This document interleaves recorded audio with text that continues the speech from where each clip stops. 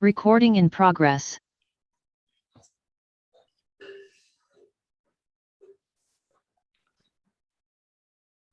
Buenas tardes, hoy 20 de septiembre 2002 vamos a continuar con un nuevo tema relativo al programa de estudio que se denomina la dinámica del contrato. Cuando hablamos de dinámica del contrato, vamos a tener que estudiar en qué consiste la eficacia de un contrato. El contrato es como, puede ser materializado como una moneda que tiene dos lados, dos caras, dos perspectivas.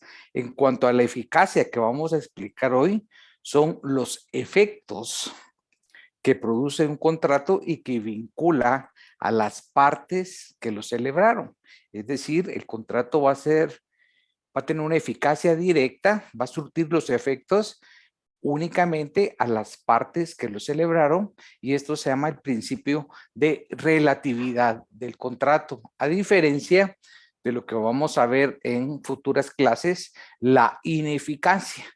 ¿Cuándo se da la ineficacia? Cuando no surte sus efectos por algunas patologías, anomalías o irregularidades que se pueden presentar en el contrato. Pero para esto vamos a desarrollar más adelante todas las figuras que pueden generar la ineficacia del contrato. Entonces, la introducción de hoy es, así como existe una eficacia del contrato, también puede darse alguna anomalía que se llama la ineficacia del contrato provocada por diferentes instituciones.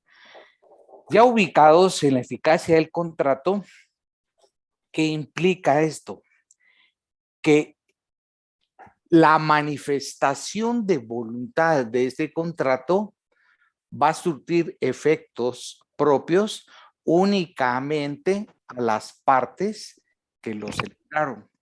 Eso se llama relatividad de los efectos del contrato. Surte efectos solo para las partes del contrato.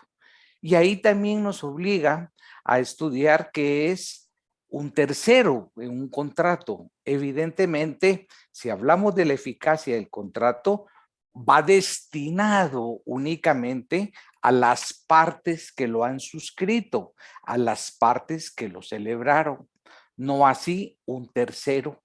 ¿Y qué significa un tercero contractual? Significa que no forma parte de ese programa contractual.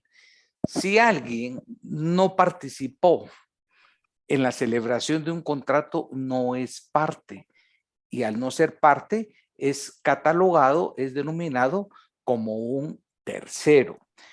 En este momento ya estamos ubicados en un escenario contractual y vamos teniendo la capacidad de discernir quién es una parte contractual a quien lo celebra y le va a surtir los efectos propios este contrato.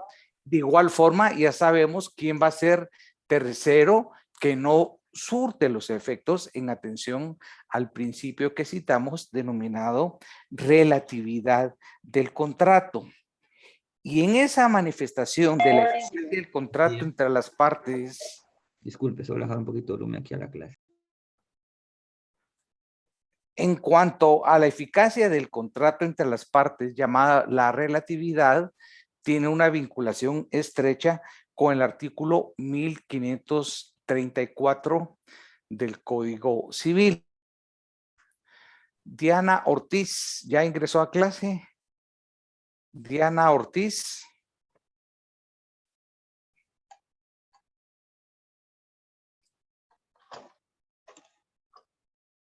Bueno, si no está Diana Ortiz, Ana Virginia Jolón. Ana Virginia Jolón. Ahorita licenciado a la cámara.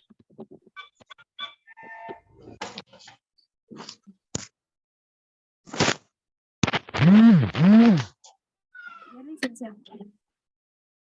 Leamos el artículo 1534. Ok, pero es que está manchada la cámara. Aquí.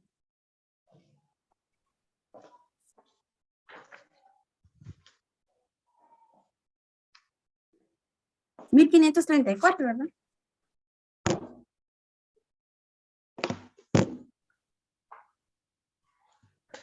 Estamos contra el tiempo, Ana. Sí, Por favor, recuerda la 1534. lectura. Efectos del contrato. Los que celebren un contrato están obligados a concluirlo y a resarcir los daños y perjuicios resultantes de la ejecución o contravención por culpa o dolo. Ahí no dice ejecución. Ay, perdón. Por culpa o dolo. Perjuicios, perdón. Sí tiene dificultades en la lectura, ¿verdad, Ana? Le cambia las palabras. Usted dijo ejecución. Fue por lo medio, licenciado. No, pero ¿qué señala ahí? Bueno, tenemos problemas con Ana. ¿Quién me hace el favor de leerlo de acuerdo a cómo está establecido en el código? Porque Ana le cambió el término de inejecución por ejecución. Ana, Virginia, para usted son sinónimos, Ana, ejecución y inejecución. Ana Virginia, ahorita le doy la palabra a Ronald. No, licenciado. Son sinónimos. No. Entonces usted reformó el código.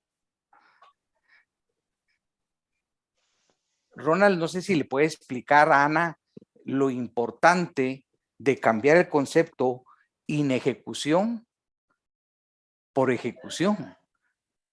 ¿O son sinónimos? Ronald, ¿me escucha? Sí, licenciado. Sí, le ¿Le escucho. puede explicar a Ana que son términos diametralmente opuestos? Así es. Pero se lo puede explicar, ¿por qué? Porque cuando hablamos de ejecución es una acción que se está realizando. Y cuando Claro. hablamos de inejecución es que no lo realiza. Incumplimiento.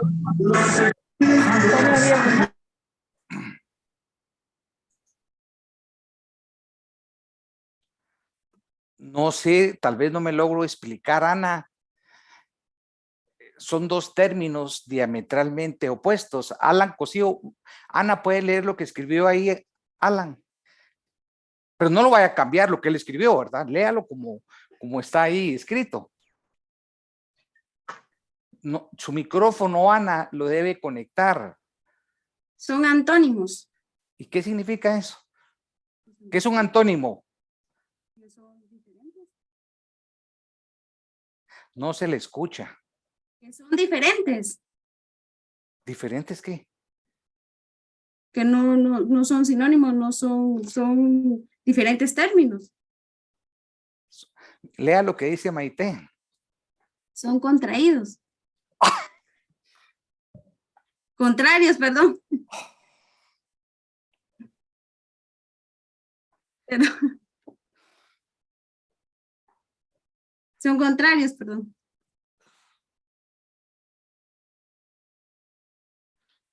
Ana, si tiene algunas dificultades usted en su lectura, debe ponerle atención porque son situaciones muy elementales, ¿verdad? Usted tiene un problema que cambia las palabras. Es que como me puse a buscar rápido el artículo, entonces me equivoqué en el leer, licenciado. Pero ahorita nuevamente, contrarios no es lo mismo que contraídos. Disculpe. No es de disculpe. A mí lo que me preocupa es que si al momento que hace su lectura le cambian los términos, al momento de hacer su razonamiento y en la evaluación, tiene dificultades porque le asigna un significado no acorde, no propio. ¿Cuánto sacó en el examen parcial, Ana? 11. No le escucho. 11. Sí, con razón. Sí mi consejo es, debe tratar de hacer una lectura conforme a cómo está la gramática, pero no estar cambiando los términos, porque el término que le cambia a usted le genera un antónimo. Y el ejercicio que estoy haciendo aquí es más elemental, porque solo estoy haciendo un ejercicio de lectura. No hemos llegado al análisis, pero si usted lo lee como ejecutados, el análisis va a ir erróneo sobre eso. Si es contrarios y usted va a explicar contraídos, si tiene dificultades bastante agudas en cuanto a no al análisis, No, me refiero a la etapa anterior, a la lectura de los términos, en no cambiarles el significado. Y eso que es un proceso de 30 segundos. Imaginen 30 segundos, cambió usted 2 palabras fundamentales. Entonces, yo le invito a que ponga atención y reencauce esa su competencia, esa su habilidad, porque si le cambian los términos a las palabras, tiene muchos problemas al momento de analizar, ¿verdad? Sí me preocupa, a mí más que me preocupa que un corto periodo le cambie tanto el ejercicio, entonces sí debe trabajar mucho en eso, Ana. ¿Y cree que solo es por mi curso que lo tiene que trabajar? No, entonces. No, porque es una situación general para todos los cursos, cambiarle a los artículos, los términos, no es la actitud más adecuada, entonces sí póngale atención a eso, póngale atención porque el derecho está redactado en unos términos precisos por el legislador y usted le escribe los antónimos, nada menos, o quitar un sí y poner un no, le cambia todo el sentido a la norma. O es válido decir, solo me equivoqué en ejecución y es inejecución. Ese solo no, le cambia a todo el precepto, la norma, ¿verdad? Entonces, no es un tema de forma, es un tema de gramatical que eso nos enseñaron en primaria, pues del proceso de lectura. Y para mí a este nivel sí es un poco difícil regresar a la regla de la gramática.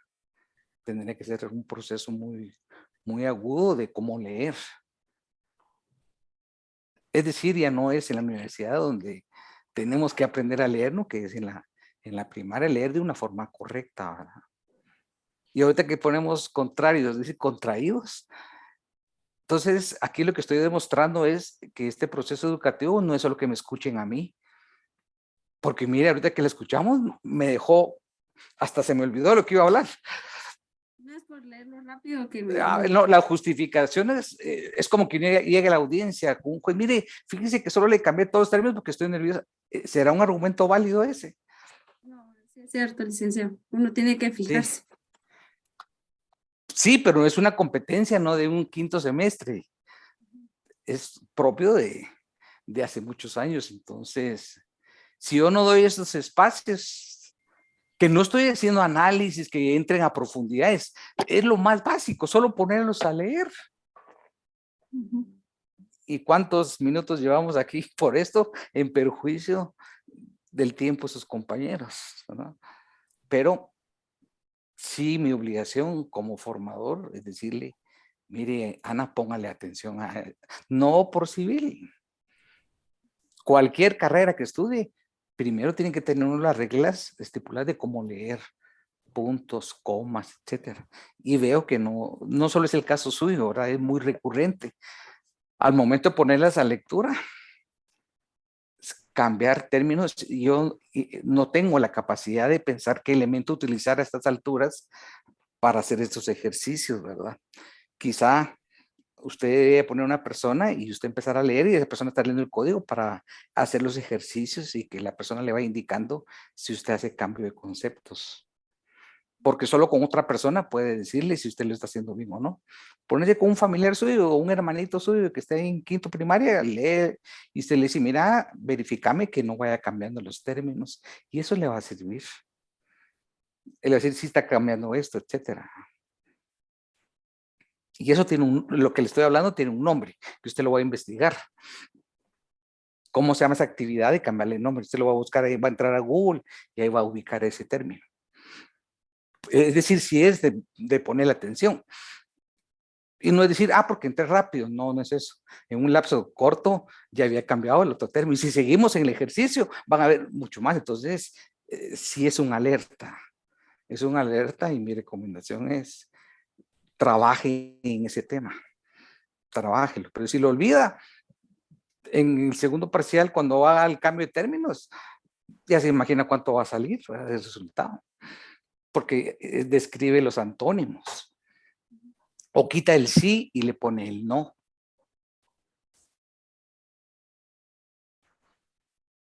Creo que estoy más preocupado yo, Ana. No sé si piensa hacer un ejercicio o quiere que yo la pueda ayudar de una forma, fuera de clase, pero necesito que se pronuncie. Sí, lo voy a tomar en cuenta, licenciado. No por mí, ¿verdad? No, más conmigo. Sí, además hasta el problema de audio que no se le escucha. Bueno, entonces vamos a darle la palabra. ¿Alguien, quién estaba participando?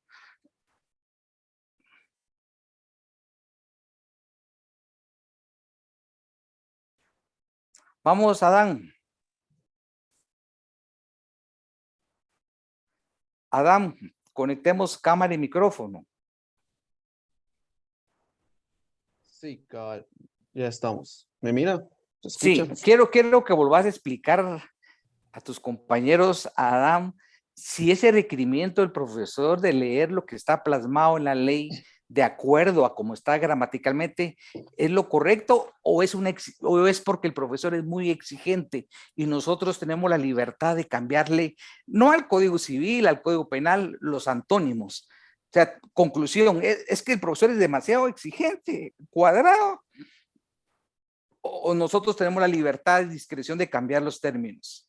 Porque no solo sucede hoy, Adán, cuántas clases, y estamos en el ejercicio más fácil de lectura. Entonces, quiero tu opinión.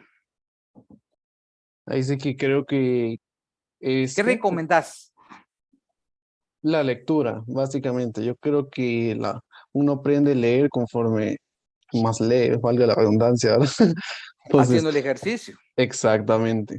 Entonces uno puede hacer el ejercicio ahí para ir leyendo ahí en voz alta y pues ir aprendiendo poco a poco incluso cómo gesticular la voz y demás para de alguna forma también darle los acentos necesarios en las partes donde el texto lo requiere, ¿verdad? ¿No Entonces, crees que otro ejercicio puede ser que grabes lo que estás leyendo, después pongas la grabación y hagas el código para ir comprobando si lo hiciste de una forma adecuada y al mismo tiempo estás fijando ideas? sí, podría ser una buena opción.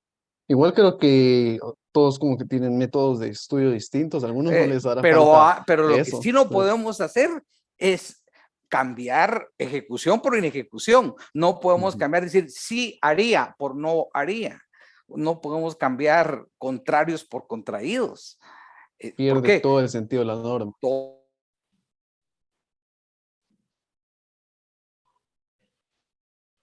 O total del análisis de una lectura correcta, menos vamos a llegar a la otra fase. Y es un artículo que hemos leído no una vez.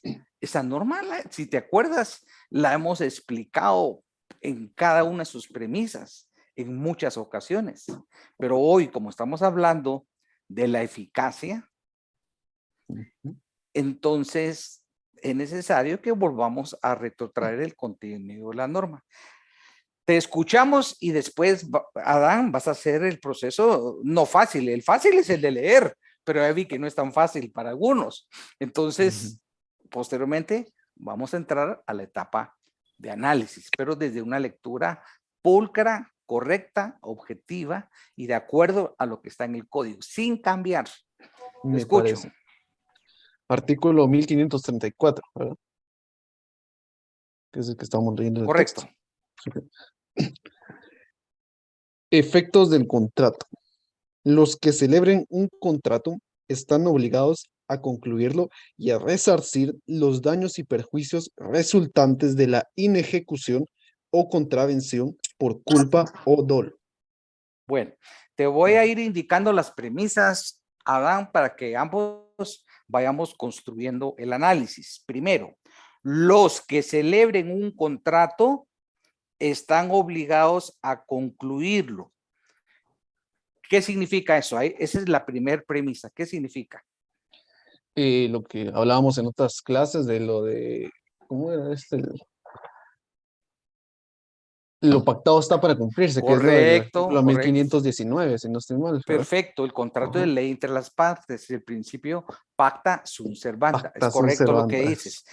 Y agreguemos a esa premisa, el contrato, que es el tema de hoy, únicamente obliga a A las las partes. partes que lo celebraron. Eso se llama relatividad del contrato. Solo a las partes. Un tercero, por ejemplo, vos y yo celebramos una compraventa de un bien inmueble, no va a afectar a otro compañero tuyo que no fue parte. Él es un tercero.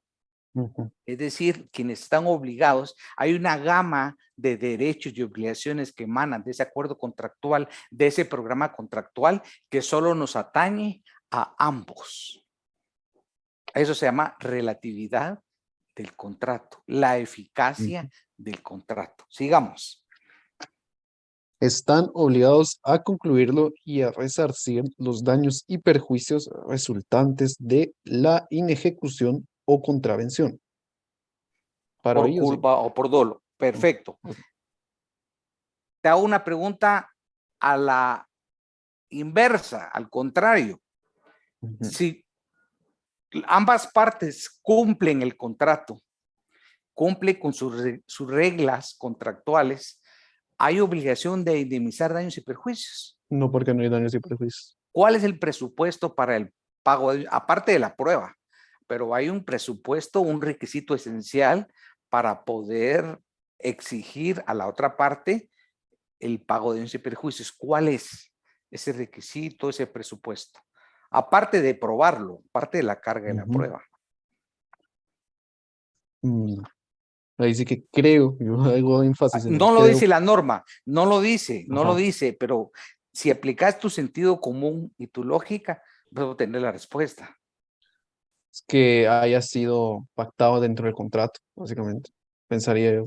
No, por ahí Mildred se va acercando. No, es Adán el incumplimiento. Ok. Por ejemplo, vos y yo celebramos un contrato de compraventa de un vehículo. Yo soy el vendedor, vos el comprador, pero yo incumplí una obligación. Cualquiera de las partes puede incumplir. Recordate que los derechos y obligaciones son recíprocos, son sinalagmáticas las obligaciones. Cualquiera puede incumplir, pero el cumplidor es el que está legitimado. Y primero, extrajudicialmente le va a requerir de pago esa indemnización al incumplidor. Digo incumplidor porque puede ser acreedor o puede ser el deudor. Le requiere extrajudicialmente y si se niega extrajudicialmente, está legitimado el cumplidor a plantear una demanda por los daños y perjuicios. Si querés recordarte lo que son daños y perjuicios que expliqué el semestre anterior, en el artículo 1634 se establece las dos partidas. ¿Qué es un daño? Es la merma en patrimonio, es las pérdidas sufridas por una conducta de una persona que incumplió el contrato. Si hablamos de responsabilidad civil contractual, si hablamos de la extracontractual, es fuera del círculo contractual. Y los perjuicios, ¿qué son? Las ganancias lícitas dejadas de percibir como consecuencia de un daño, y para ello necesitamos una relación de causalidad.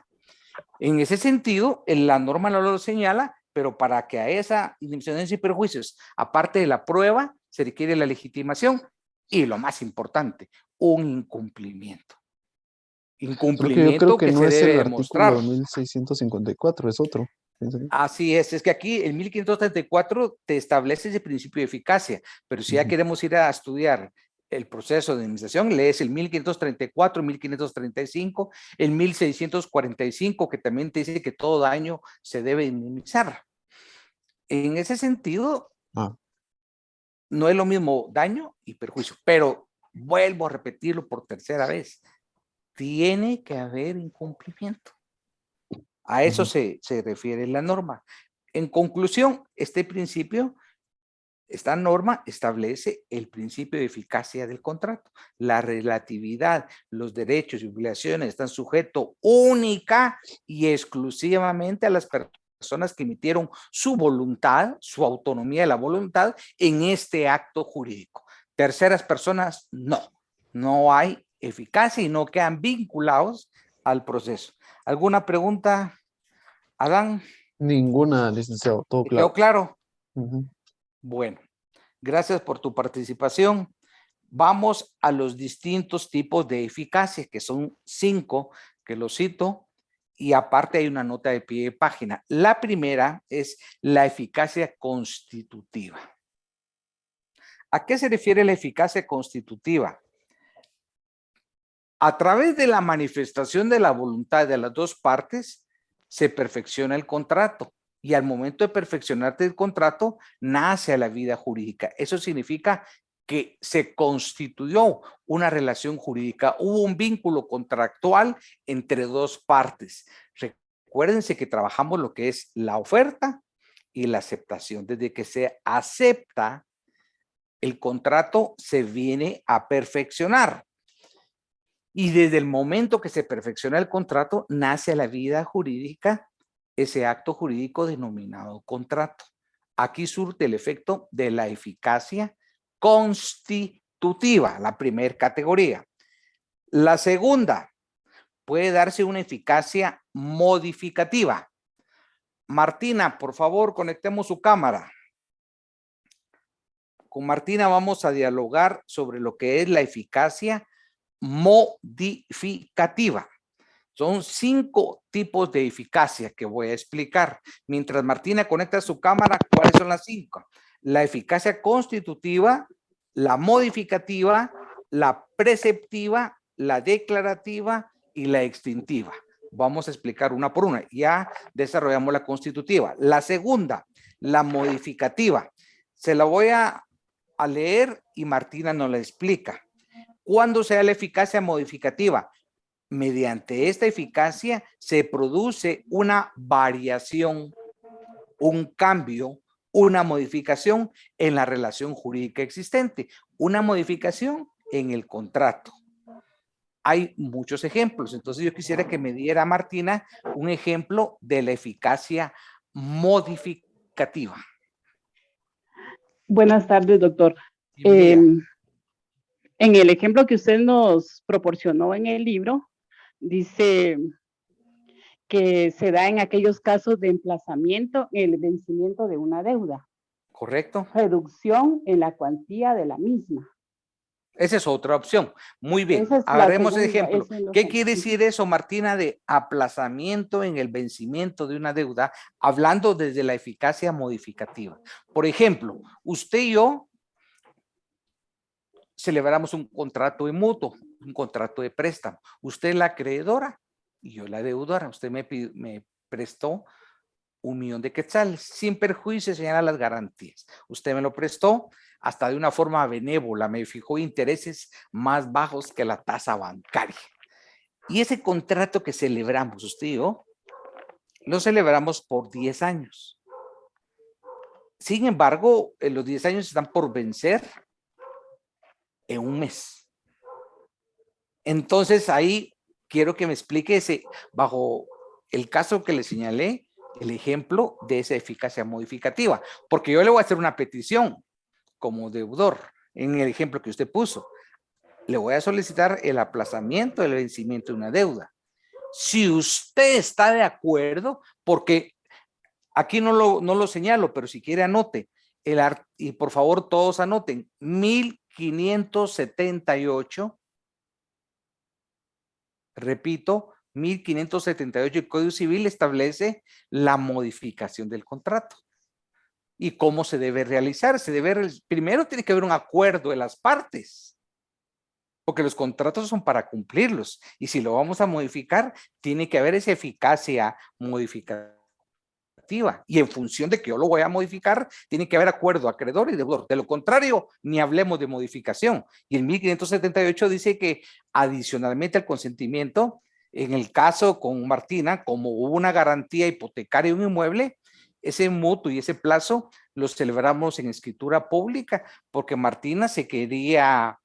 Maite, por ahí vamos la cosa, por ahí vamos, que esa innovación también implica una modificación. Entonces, Martina dice, yo le tengo confianza, pero la confianza es una cosa, y ella como buena jurista dice, yo busco que mi préstamo tenga una garantía y una certeza jurídica, que en caso de incumplimiento, pues yo pueda ejecutar, y si es un inmueble, ese inmueble a través de agotar un proceso ejecutivo, una vía de premia, pase a mi nombre, que no es automático, no, que hay que llevar una secuencia procesal. Pero, como yo he sido buen deudor con Martina, y tampoco es una pérdida la prórroga, ¿por qué? ¿por qué los intereses van a seguir vigentes? Pero mi plazo se vence el mes siguiente, pero yo perdí mi trabajo y entré en una liquidez económica. Entonces yo le pido a Martina ese aplazamiento. ¿Qué significa eso, Martina? ¿Cómo se hace? ¿Cómo se materializa? Primero depende de usted, porque usted quiere, y me dice, no, ya ni siquiera seguimos hablando. Pero asumamos que usted tiene un gran corazón y entiende y va a decir como acreedora, sí. Entonces, ¿cómo procedemos? Se vence el próximo mes. Yo le estoy pidiendo aplazamiento, es una prórroga. Sí, primero tendríamos que acordar cuánto tiempo más Perfecto. necesita usted. Primero, y eso lo fijamos nosotros dos. Pongamos un ejemplo de hipótesis, 1 año más. Primero. No, lo primero es su voluntad, porque yo no puedo modificar y prorrogar unilateralmente. Ajá, Por eso es contrato, ajá, es una relación. ajá. Entonces ya asumió que si usted me está preguntando cuánto tiempo, es porque si está 90, antes yo le respondo Exacto. 1 año. Muy bien. Ahí ya estamos entrando a un proceso de modificar el contrato, porque el contrato principal establecía que se vencía en 1 mes, pero con usted estamos haciendo una prórroga por 1 año. ¿Cuál es el tercer paso? Ya vamos 2 pasos importantes o 2 requisitos. El tercero, ¿cuál sería?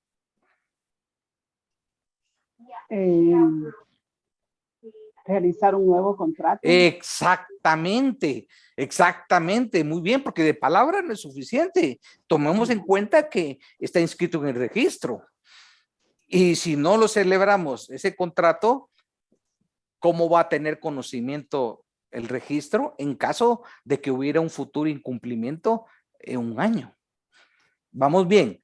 Cuarto, puede ser en documento privado, Martina, ese contrato sería un contrato que le vamos a llamar modificación de contrato. Y en la primera cláusula dice, comparecemos a modificar el contrato celebrado en escritura pública número tal, de fecha tal, etcétera, y vamos a hacer el contenido contractual. Intereses ahí, acordamos todas las reglas. El 4. Marvin le está ayudando. Sí, Dice sí, Marvin, no, debe doctor. cumplir las formalidades. Muy bien, Sí. pero Marvin se queda a la mitad. No, según el artículo 1578, ¿Sí? no, tiene que cumplir todas las formalidades de un nuevo Muy contrato, bien. tiene que ser en escritura pública. Ay, claro, Marvin es correcto lo que dice, pero le faltó. Como este contrato, el principal que estamos modificando fue en escritura pública, hay que modificarlo de la misma forma. Si usted y yo le hubiéramos celebrado un documento privado sin intervención de notario, lo hacemos así, no hay problema, pero no está inscrito en el registro. Pero como este está inscrito en el registro, tenemos que modificarlo en instrumento público. Y de último, vamos a emitir una copia, un testimonio de ese contrato que estamos modificando. ¿Con qué finalidad, Martina? Ya esto ya es el último paso.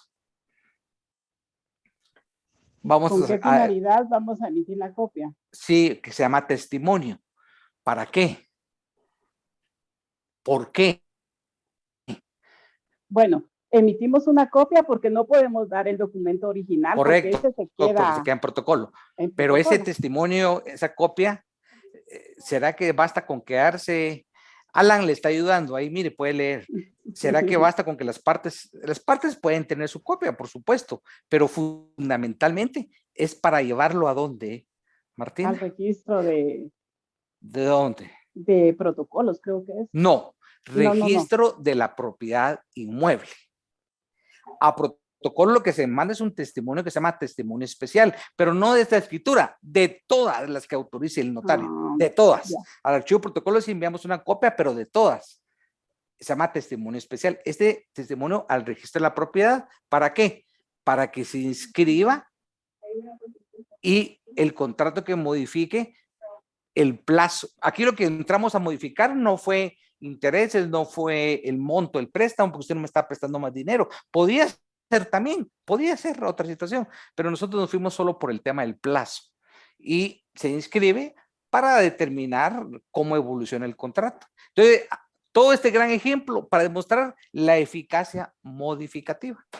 Surtió efectos entre usted y yo, no hay terceros, salvo que hubiera una garantía fiduciaria, pero ya no es un tercero, es parte de la relación contractual en su calidad de fiador, pues porque hacen cumplimiento, él responde con su patrimonio. ¿Qué le pareció el ejercicio, Martina? Buenísimo. Bien Porque ya vimos entendido. temas hasta de notariado. Cuando ustedes lo lleven notariado ya van a sentirse familiarizados, pero en la práctica sí funciona. En la práctica no van a haber cortado, solo decir solo civil. No, tiene que ver el cliente que llegue a su oficina y le interesa al final la inscripción. No le va a decir, mire, es que yo sí aprendí bien civil, pero notariado no. A él le interesa certeza jurídica, el proceso completo. Es como que vaya con un mecánico, le haga el servicio, le cambie llantas y solo le haya apretado los chuchos de las dos llantas de adelante y las de atrás. No, por decir, mire, eso no me lo enseñaron. ¿Qué le interesa la vida ¿Me dijo? del piloto? Ah, bueno, Entonces, cuénteme. permita, vamos a desconectar a Manuel de Jesús Mejía Solares. No, Entonces, le interesa a Martina el proceso. Igual es esto, ¿verdad? Porque conlleva certeza y seguridad jurídica. ¿Ya? Bueno, gracias por su participación, Martina, y por haberle preguntado temas que no son propios del curso de notariado.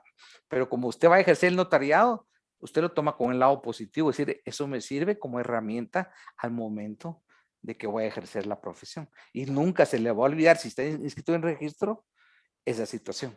Y hay otros registros, por ejemplo, si nosotros, aquí hay otra eficacia que es extintiva, me voy a adelantar y le doy otro ejemplo. El inciso E dice eficacia extintiva y me voy a anticipar. Usted y yo celebramos un contrato de mandato. ¿Qué quiere decir un contrato de mandato? Lo vamos a ver más adelante, pero lo explico de una vez. Yo le otorgo a usted una representación para mis actos jurídicos, que usted me pueda ir a representar, ¿verdad? Si son actos administrativos, perfecto. Si son judiciales, se requiere que usted sea abogada y notaria, porque la ley del ritmo judicial establece quiénes pueden ser mandatarios judiciales y hay distintas clases de mandato, pero eso lo vamos a ver en la clase. Solo le otorgo el mandato por un plazo para ciertas facultades que me represente y usted llega a cualquier institución y si yo soy mandataria y lo primero que le dicen, acredite su personería, pero para eso se debe celebrar en escritura pública e inscribirse un registro. El registro se llama registro de poderes. ¿Dónde queda el registro de poderes? Al archivo de protocolos. Y el archivo de protocolos, ¿a quién pertenece? A la Corte Suprema de Justicia. Hicimos el acuerdo por un año o X fecha y nosotros necesitamos en un momento determinado establecer que por X razón yo necesito revocarlo, se celebra en escritura pública. ¿Y qué pasa? En escritura pública y esa revocación en escritura pública también se inscribe en el registro de poderes. Aquí es una eficacia diferente, ¿verdad? Solo vamos a ver aquí un documento que están compartiendo. Sonia, ¿qué es este documento que está compartiendo? Perdón, licenciado, solo estaba enviándole una fotografía de mi examen, de comprobación de que mi examen muy se ha bien. entregado. Perdón, es Muy que ya bien. le mandé un correo. Yo a él se lo contesté el mismo día, a los 5 minutos. Los 2 correos ya se los contesté. Bueno, Martina, ese es otro ejemplo de la eficacia extintiva. A eso me refiero, porque ¿qué hicimos aquí? A través de la autonomía de la voluntad, yo revoqué ese mandato. ¿Y cuál es el efecto jurídico de la revocación? La extinción del contrato y la inscripción en el registro de poder. A eso me refiero con la eficacia extintiva. Gracias, Martina. Entonces, damos continuidad. Ya expliqué la eficacia constitutiva, la eficacia modificativa y ahorita vamos a explicar la preceptiva. La preceptiva, ¿en qué consiste? Al momento de celebrar el conjunto de derechos y obligaciones, ¿qué sucede? Hay un conjunto de deberes, de carga, de facultades, de titularidades específicas como consecuencia de ¿qué? De la celebración de un contrato, del establecimiento de una relación jurídica. Por eso se llama la eficacia preceptiva. Yo voy a formar parte de un universo, de un conjunto de ¿qué? de derechos y obligaciones propias de un contrato. La eficacia declarativa, la siguiente. En esa relación jurídica, las partes le van a agregar una finalidad económica social. Por lo tanto, previo a esas declaraciones estamos ratificando una existencia de una relación jurídica o bien interpretando una declaración de voluntad de un contrato anterior. Ejemplo, celebramos primero una promesa de compraventa y posteriormente estamos haciendo el contrato de compraventa. Es una eficacia declarativa. Y la última, la eficacia extensiva. Como consecuencia de esa manifestación de voluntad, el contrato se extingue. Vuelvo a reiterar que los distintos tipos de eficacia que acabamos de explicar se subsumen en la relatividad del contrato, en ese famoso principio que el contrato vincula a las partes. Pero también hay que subrayar un elemento en este momento, que el contrato puede en un momento determinado surtir efectos a los herederos. ¿Qué significa eso de los herederos? Vamos a explicar que si bien es cierto, los herederos no formaron parte de esa relación jurídica contractual, pueden tener un momento determinado ciertos efectos. Virginia Patricia Diego Diego. Virginia Patricia Diego Diego. Buenas tardes, licenciado. Bienvenida. Necesito que nos dé lectura al artículo y conecte su cámara. 1529. Con gusto, licenciado. Un momento, voy a conectar mi cámara. Mientras conecta su cámara, Virginia, reitero. El contrato viene a generar efectos, el conjunto de derechos y obligaciones únicamente a las partes contratantes. Sin embargo, vamos a ver en qué casos este contrato también pasan a los herederos. Ahí tenemos que recordar lo que estudiamos en Derecho Civil 2, lo relativo a lo atinente al derecho sucesorio. La escuchamos, Virginia. Artículo 1529, dijo, ¿verdad? Ok. Y por favor, le pido un favor, Virginia, de antemano. Le ruego que no vaya a cambiar los términos. Bueno, esperamos que no. No, esperamos claro no. que no, licenciado. No, ¿cómo va a estar cambiando? Que usted, solo un legislador puede modificar la ley. Claro. Bueno, artículo 1529. Los derechos y obligaciones de los contratantes pasan a los herederos y demás sucesores de las partes, a menos que lo contrario resulte de la ley, de la convención o de la naturaleza misma del contrato.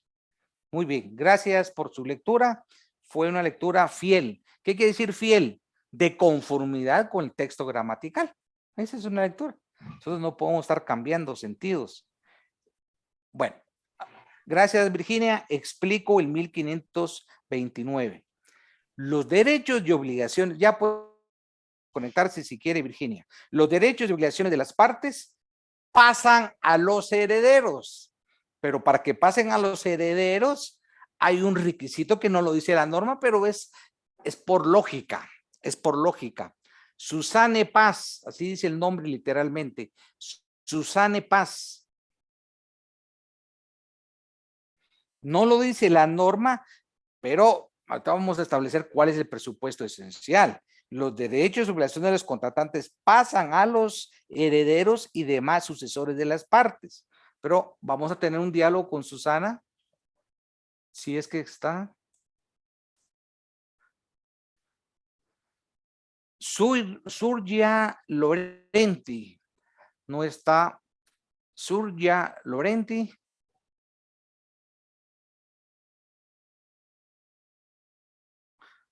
Bueno. Tuareg Cortés.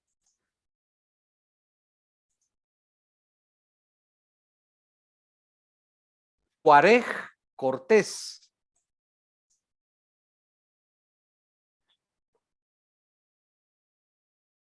Sí, licenciado, ¿me escucha? Sí, Ah, bueno, ahorita conecto mi cámara, en un momento.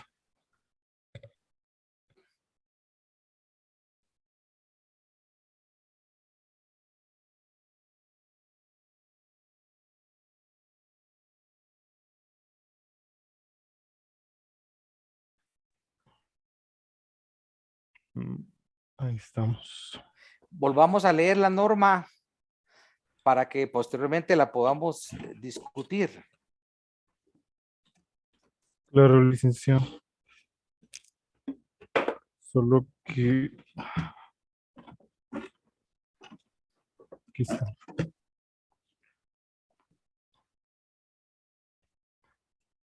Artículo... Ahí está 1529, ¿verdad, licenciado? Sí. Ahorita voy.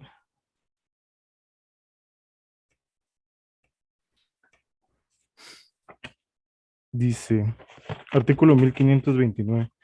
Los derechos y obligaciones de los contratantes pasan a los herederos y demás sucesores de las partes, a menos que lo contrario resulte de la ley, de la convención o de la naturaleza misma del contrato. Te pregunto, la primera parte, ¿cuál es el requisito o presupuesto para que los derechos y obligaciones de las partes pasen a los herederos? La norma no lo dice, pero es de sentido común, porque estamos hablando del derecho sucesorio. Que tienen que ser parientes de de la persona Sí, que... sí, pero hay un requisito previo, fundamental. Si no sucede este evento, no hay el transmisión. fallecimiento de la... Claro, Ajá, claro. Te vuelvo a repetir, ahí no lo dice. claro. Pero si no hay fallecimiento, no Sí, puedes no. hablar de transmisión. Ujú. Esta es la palabra que yo quería subrayar, que no está en la norma, pero ahí es cuando vos tenés que analizar y leer con mucho detenimiento. Así como me dijiste ahorita de forma correcta, la muerte.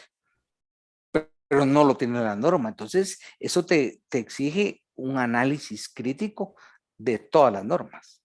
Entonces, si no sabes que la muerte es requisito previo, ¿para qué vamos a continuar? Claro. Bueno, ya lo superaste. Sigamos. Cuénteme. Espero que supere las demás. Sigamos con la misma norma. Ujú. A menos que lo contrario resulte. ¿Qué quiere decir eso? Que la regla general es que los derechos y obligaciones de las partes contratantes en caso de fallecimiento van a pasar a sus herederos. Ujú. Esa es la regla general. Pero vamos a estudiar 3 casos de excepción. Aquí que estás advirtiendo una norma corta, pero de extraordinaria relevancia. Dice que corta, pero es difícil entenderla si no la lees despacio. Entonces vas a explicarme esas 3 excepciones a las reglas. Pienso que Pero no las vas a interpreto... explicar conjuntas, no, son Sí, uno por uno. separadas. Ok. Sí. Interpreto que la primera es que no exista, o sea, que la persona siga viva. Dice, a menos que lo contrario resulte de la ley. Ahí nos detenemos. Esa es una excepción a la regla general. Aquí quiere decir que no resulte de la ley, que no se va a transmitir a los herederos de los contratantes las obligaciones nacidas de un contrato cuando la ley lo establezca. Y si la ley lo establece, tiene que ser de una forma taxativa, expresa, que la ley lo prohíba. Esto por ABC razones no puede ser transmitido los derechos y obligaciones a las partes. Entonces ahí vas a advertir que si hay una prohibición de ley, es una excepción a la regla general. Porque no son derechos absolutos. Entonces, en realidad, lo que impera aquí, lo que va a establecer la ley, que no es transmisible por disposición legal. Por ejemplo, las obligaciones alimenticias entre parientes. Esas no pueden ser trasladadas por disposición de ley. ¿Por qué? ¿Qué es lo que se persigue? Asumite que un contrato, hace un año embarazaste a tu novia. Entonces fuiste irresponsable y no quieres convivir, pero tenés un hijo y estás realizando tu obligación. no tu ayuda, de pensión alimenticia. Entonces suscribiste un contrato o un acuerdo judicial de pensión alimenticia. Está vigente. Pero por X circunstancia hay un fallecimiento y eso por disposición de ley pervive porque es una obligación para garantizar nada menos que la vida, La vida del alimentista. Eso. Segunda excepción de la convención. ¿Qué quiere decir la convención? Se trata si un contrato por su propia naturaleza son intransmisibles. Ejemplo, un contrato donde hay derechos intransmisibles, irrenunciables en atención a la persona, por disposición contractual, no se transmite a los herederos. ¿Por qué? Porque las partes así decidieron acordarlo, así decidieron fijarlo. Y la tercera, por la naturaleza misma del contrato. No se transmiten las obligaciones que se hayan pactado. Es decir, cuando se haya convenido que un muerto, uno de los contratantes, las obligaciones derivadas del contrato no se transmiten a los herederos. Muy similar a la anterior. Conclusión. Aquí tenés que tener cuidado en separar cuál es la regla general que sí se pueden transmitir y las 3 reglas de supuestos de excepciones a las reglas. Este es el artículo quizá más complicado que hemos explicado hoy. Pregunto, ¿te queda alguna duda para que yo te pueda ayudar? No, licenciado, todo está claro ahorita con la explicación. Lo único que me quedó, que me daba duda al principio era sobre lo de la convención, ¿no? Sí, pero ya... como un término puedes usar sinónimo pacto o contrato. Sí, porque tenés razón, la convención puede generar dudas, pero pensá un sinónimo, contrato, pacto. Esos son sinónimos. Sí, al principio eso fue lo único que me descolocó. Pero como ya estás metido en el partido y estás a 1000 por hora, tipo Messi, sigamos. No, ahorita ya, ¿qué cuesta meterse al rumbo, al cambio y entraste como un revulsivo muy bien al campo? Sigamos, Claro, vamos a cambiar de tema. Además, tenés condición física para seguir, ¿o no? Sí, por supuesto que sí. Ah, claro que sí. 10 horas puedes trabajar. Vamos o más. Contrato en favor de tercero. Estás en las grandes ligas. El contrato en favor de tercero, estamos pactando en un contrato un beneficio, un derecho para un tercero. ¿Qué significa el tercero? Alguien que no comparece en el contrato, pero sí hay un beneficio estipulado. Por ejemplo, que X personas, tuareg, vayan a un banco y les pregunten, que fueron tus padres o tus tíos, etcétera, al banco y le pregunten ahí cuando apertura la cuenta quién quiere ser su beneficiario. Ellos están realizando un contrato con una entidad bancaria, pero el beneficiario es un tercero y ellos deciden ponerte a vos como beneficiario. Tal vez ni te vas a enterar hasta de último. ¿Y qué pasa? Sos un tercero beneficiado, pero no formas parte de ese contrato. Pero la voluntad de los contratantes fue ubicarte como un tercero beneficiado. Ese es un ejemplo en los seguros. Hay un asegurado que no necesariamente yo voy a pagar mi seguro, puede ser que yo pague para un familiar tercero. Entonces es un contrato en favor de tercero. Ayúdame con leer el 1531. Claro, con gusto. Artículo 1531. El que estipular en favor de un tercero tiene derecho a exigir el cumplimiento de la obligación. El mismo derecho incumbe al tercero cuando así resulte del fin contemplado en el contrato. Por ejemplo, vos sos beneficiado de un contrato de seguro y no compareciste en eso, es un tercero. Si circunscribe el evento, Dios no lo quiera, fallecen los titulares, si vos eres el beneficiario, tenés el derecho de acudir a ejecutar el cumplimiento de esa póliza.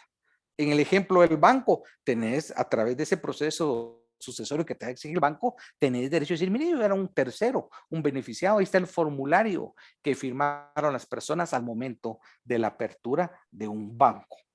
De tal manera que ahí tengo ejemplos en la página 479, ejemplos de los contratos de donación, 1865, 1875, también depósito, 1974, artículo 1985 del Código Civil. Hasta está el ejemplo ahí al final, la apertura de cuentas bancarias con institución de beneficiarios, el contrato de seguro de vida. En ese sentido, hay una relación entre estipulante y promitente, una relación entre estipulante y beneficiario tercero. Para poder entender esto, tenemos que saber cuáles son las calidades, quiénes son los contratantes y quién es el tercero. Gracias por tu participación. Buenas tardes, licenciado. Igualmente. Vamos a otro ejemplo, al artículo 1530. Diana Ortiz se encuentra.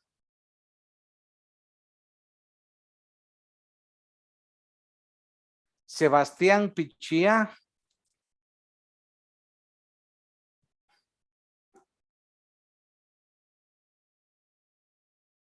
Sebastián Pichía. Si no, Néstor Méndez. Más de alguno tiene que ser, ya leí 3 nombres. Néstor. Hola, buenas tardes. Es Néstor, Néstor, disculpe. Néstor. Ah, Néstor. Sí, disculpe. Perdón, no, sí lo escribiste bien. Yo lo estaba Sí, sí. pronunciando mal. Estamos en la ¿Qué? jugada, ¿ah? Estás en el partido, ¿ah, Néstor? No estás afuera de la banca durmiendo Sí, claro. como se está durmiendo Piqué en la banca. ¿No lo has visto ahora? No, ¿O la no verdad te es que gusta no. el fútbol? No, no miro fútbol, disculpe. ¿No te gusta? Bien, pero no lo miro. No sabes de lo que estoy hablando. Bueno, vamos a derecho. Ajá. Pero sí estás en la jugada, pues. Sí. Sí estás, a eso me refiero. Vamos a la promesa de hecho de un tercero. Del 1530, ¿verdad? Correcto. Primera vez que participas en clase. Eso sí es cierto. Ah, no, sí. Pero yo tengo muchos defectos, pero sí tengo una cualidad. Observo y analizo. Te lo estoy afirmando con certeza que es primera vez. Seguramente. Y van a haber algunos que va a terminar el semestre y ni siquiera los conocí, menos su voz. Y si voy a ser un futuro abogado, tengo que fortalecer esas habilidades. Es mejor equivocarse aquí. Así que te invito a que participes más, Néstor, y no solo por invitación mía, que por propia iniciativa tuya puedas participar. Bueno, licenciado. ¿Cómo te fue en el primer examen parcial? Ah, pues no me fue tan bien. Entonces, con más razón tenés que participar. Con más razón hay que mejorar, ¿verdad?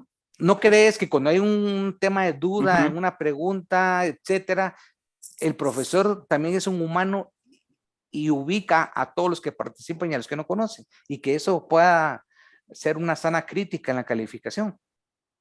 Sí, puede Claro, ayudar al final. Así es. Por ejemplo, necesitas tu puntito para llegar a X y Néstor participa. Claro que se le va a otorgar, pues. Entonces influye, no solo en la formación, también. Por eso es que siempre exhorto a que participen. Te escucho. 1530. Contrato a favor y a cargo de tercero. Se puede prometer por el hecho de un tercero con cargo de indemnización si éste no cumple. La responsabilidad del promitente cesará desde el momento en que el tercero acepte la obligación. ¿Verdad que no es nada fácil, Néstor? No. Te das cuenta que es corto el artículo, pero es difícil. Por eso es de que tenemos que estudiar. Si yo te contara cuántas veces he leído ese artículo en mi vida, te quedarías sorprendido. Y leyendo el libro. El libro, leyendo el artículo, haciendo ejemplos, y aún así, o sea, imagínate más de 30 años de graduado, desde mi privado estudiando esto. Y cuando vuelvo a leerlo, siento yo esa dificultad que requiere un repaso. Te estoy hablando con una experiencia, un cúmulo de estudios de muchos años. Ahora, en el caso de ustedes, requiere todavía más atención porque no es fácil. Se puede prometer por el hecho de un tercero con cargo de indemnización si éste no cumple, primer supuesto.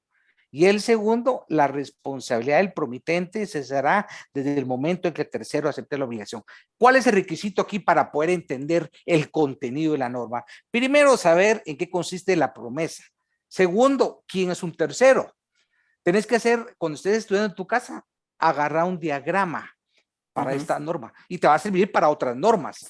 cuando vas a tener confusión, Néstor, ¿qué es lo que yo haría? Agarro una hoja y haces dibujitos o haces cuadros, gráficas, cuadros, romos, lo que querás, con flechitas, por un mapa conceptual. Pero ¿qué es lo que vas a hacer aquí? Primero, el vínculo de las partes, y que estamos hablando de una promesa de hecho de un tercero. Entonces, la promesa no proviene necesariamente de la parte, es un tercero. Entonces, dibujar ahí una flechita, tercero. Ya sabes qué significa tercero. Entonces, aquí lo que estás haciendo al leer la norma es delimitar funciones y competencias para las partes en un contrato. Entonces, ya tenemos el tercero. Segundo, con cargo de indemnización si no cumple. ¿Qué quiere decir? Ya expliqué hace unos minutos la indemnización. El tercero es una promesa que es vinculante, que es una relación jurídica, que tiene una obligación de cumplimiento, Néstor. Pero ¿qué sucede si va a incumplir? No es una palabra en el vacío. No es así como cuando vos le prometes a tu novia una serie de situaciones que sabes que no las vas a cumplir y que no hay sanción.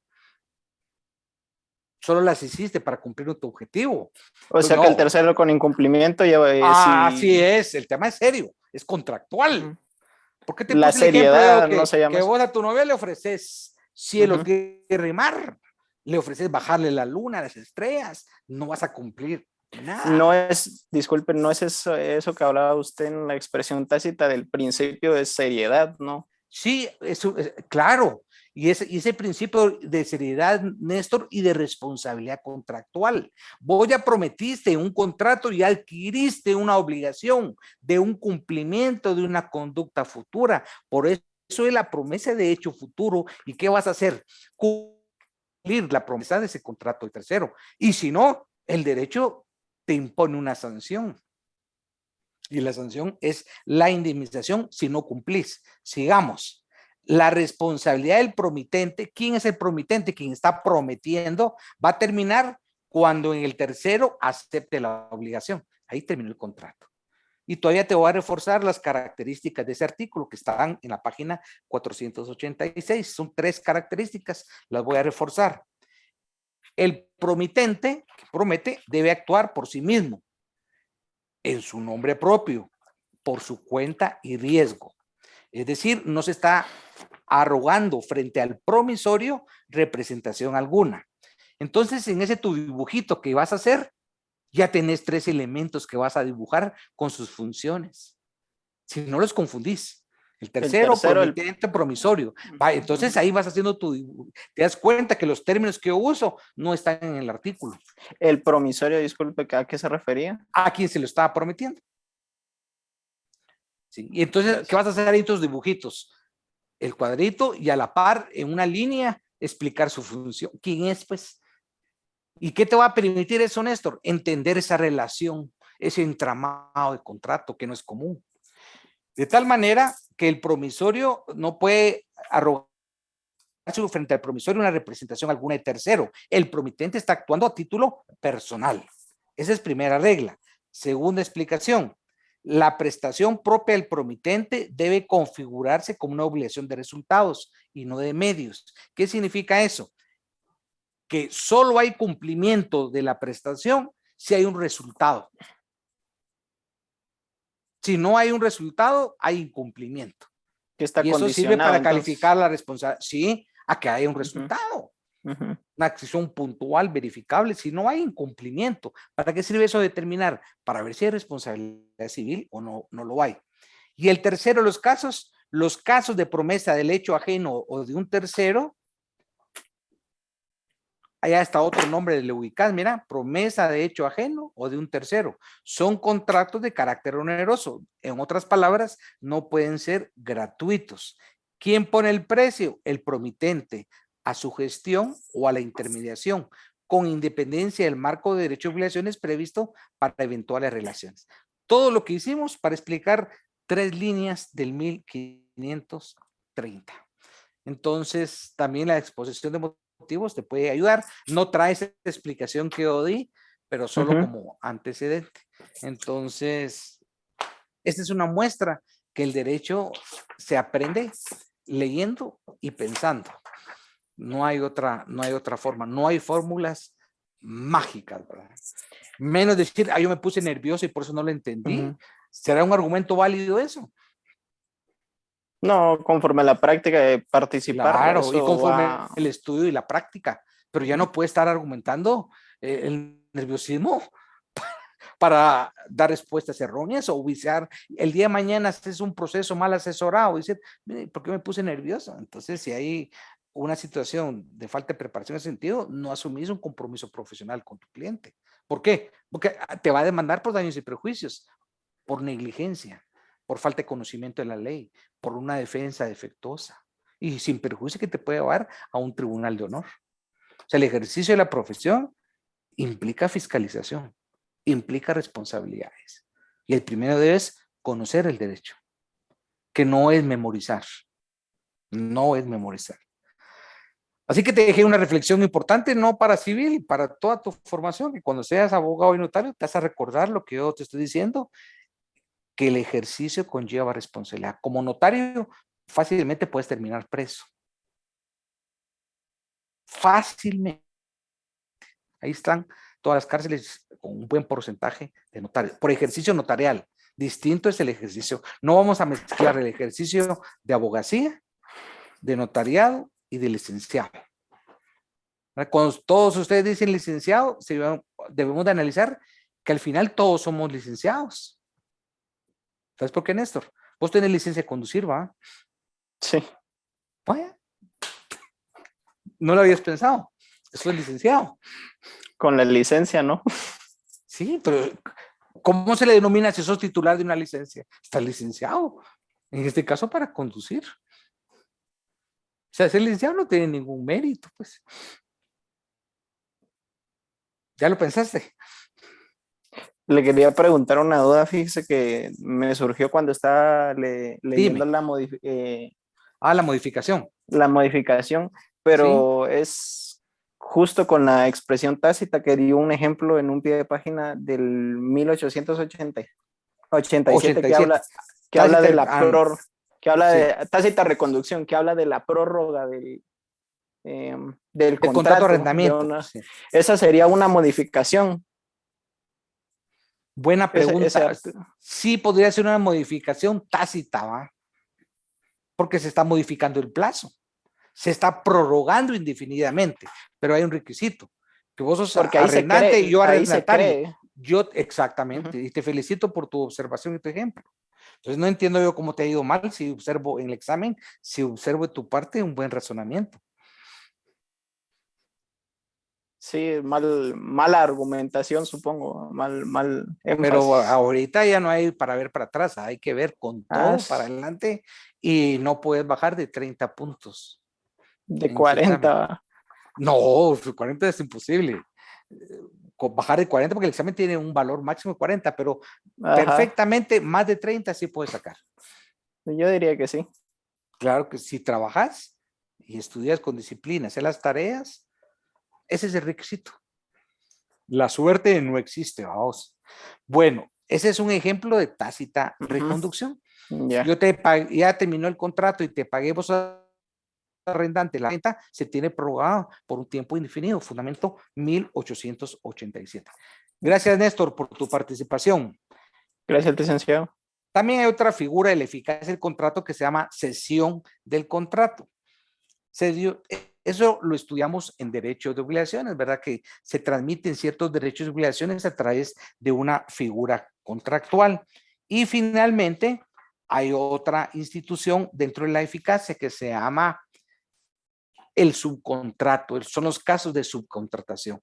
Por ejemplo, yo contrato una X entidad para construir un complejo inmobiliario y esta institución, que es la deudora, la obligada a cumplir con este contrato, celebra su contrato de contratación. Ejemplo, una sociedad para electricidad, otro para tragantes, otro para jardines. Esos son contratos de subcontratación que al final derivan de un contrato principal. Abro espacio para preguntas o comentarios de lo expuesto el día de hoy. Ya, doctor. Sí, los escucho, a los dos los voy a escuchar. Comencemos con Martina. Bueno, fíjese que solo como leo el libro antes de la clase, ¿verdad? Muy Leo el bien. capítulo que nos tocó. Entonces, en la página 480, usted nos brinda una serie de artículos respecto a los casos de contrato a favor de terceros regulados en el Código. Muy bien. Entonces, aquí en el inciso C dice la renta vitalicia cuando el rentista no es la persona que transfiere la propiedad de los bienes, sino un tercero designado por este en el contrato. Y luego dice artículo 212. Entonces, ¿Y el veo el artículo 212 212. de qué habla, Martina? No Que no sé, recuerdo. pero lo fui a Creo que buscar. es de alimentos, ¿va? Aquí, Sí, si quiere, lo sí, miramos sí, de una porque, vez. Aquí no, pero yo lo busqué. tengo mi lo código, busqué. aquí lo tengo. Vamos a ver el Ajá. 212. Es que es el artículo 2121, donde habla de la renta vitalicia. Ya. Lo que quería era aclarar eso, porque no es el 212, Entonces sino es hubo el un error ahí, algún teclazo. de impresión, sí. Sí, entonces buena observación. Y ese contrato lo vamos a ver, pero sí es importante su aclaración. 2121. Ese Y ahí es el que habla dice, de la, es correcto. sí, de Pero la qué renta buena vitalicia. observación, ese es. Y ahí dice Ajá. 212. Sí, 212 dice en la página Igual. 480 del libro. Gracias. Entonces ahí cambiamos por el 2121. Le agradezco su observación y la felicito porque es un análisis muy profundo. Cuando uno va a buscar el fundamento, evidentemente no está hablando de la renta vitalicia, entonces tiene que buscar el correcto. Pues yo lo busqué en el Código de Comercio porque dije, de repente está hablando Puede de ser, comercio. sí, pero Ajá, entonces, perfecto. pero tampoco era ese, Así es. entonces ya lo busqué. Se da cuenta qué oportuno abrir estos espacios. Sí. Necesarios, saludables, construyen. Gracias, Sí. Martina. A la orden, doctor. ¿Alguien más quería hablar? Que escuché una voz por ahí, una voz masculina. Yo, licenciado.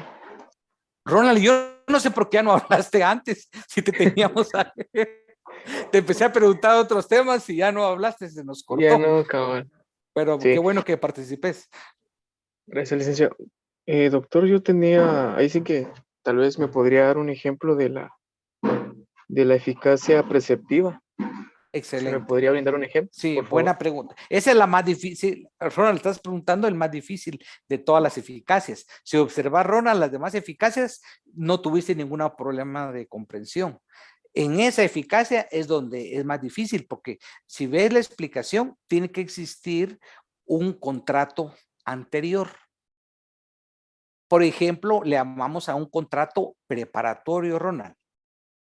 Te voy a poner un ejemplo de un contrato preparatorio, un contrato de promesa. Por ejemplo, yo te prometo venderte un apartamento en 2 años, bajo ciertas condiciones.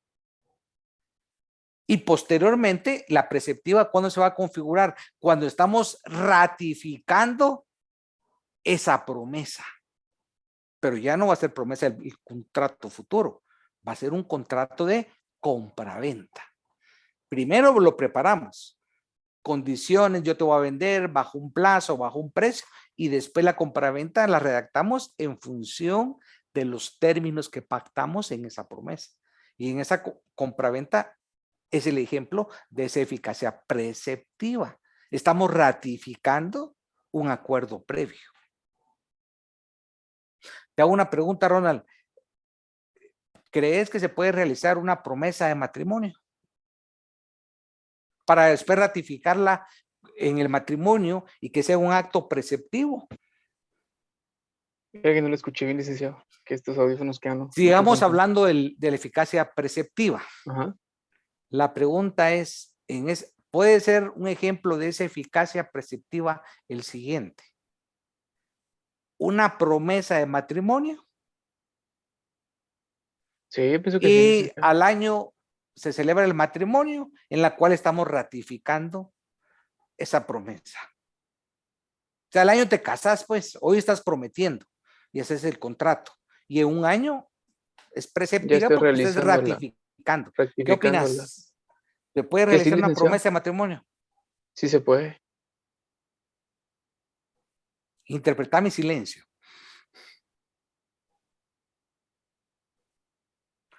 Te invito a que reflexiones.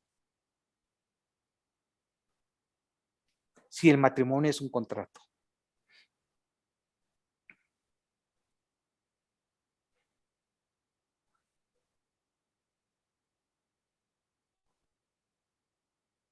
¿Alguien quiere, no te desconectes, alguien quiere participar y conectar su cámara y con esto terminamos, pero es importante lo que estamos discutiendo. Gracias a la pregunta complicada que nos hizo Ronald.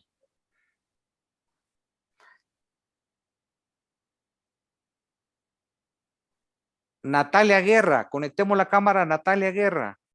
Lamento ese apellido que tiene, pero no podemos hacer nada. Natalia Guerra.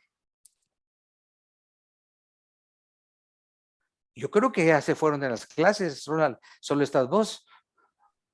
Licenciado. Natalia, conecte su cámara. No, Ronald, no te vas a desconectar. No la vemos, Natalia. Ahorita voy, licenciado. Lamento su apellido, Natalia. Dígame, doctor. No me escuchó lo que dije su apellido. Bien, ya habíamos comentado eso. Ya, pero cada vez que lo miro me recuerdo. Estamos con Ronald analizando y le estamos invitando a este diálogo. ¿Qué opina? ¿Usted está de acuerdo con lo que dijo Ronald?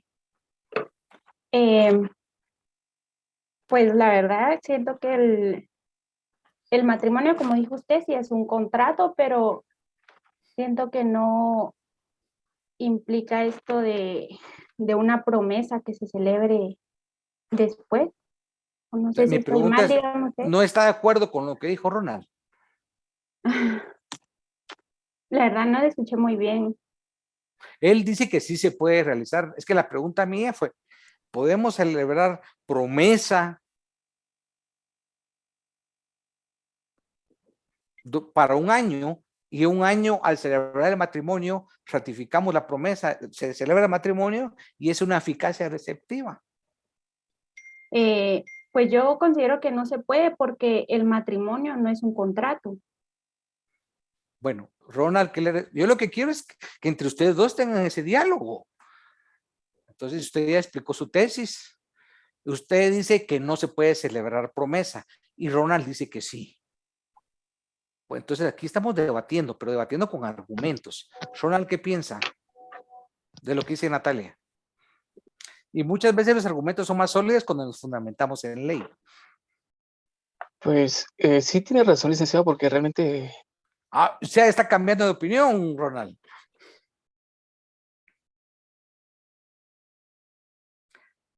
Ronald está cambiando de tesis.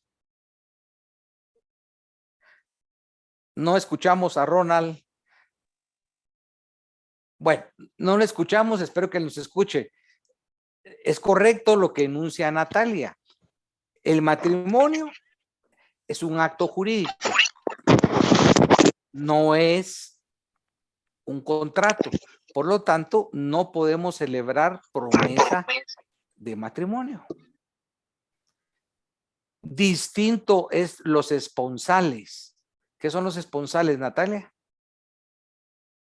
Ay, licenciado, hoy sí me agarró, no, la verdad no recuerdo, pero lo voy a tener que repasar en un momento. Los esponsales, por ejemplo, que usted tiene su novio, le prometió y le entregó los anillos.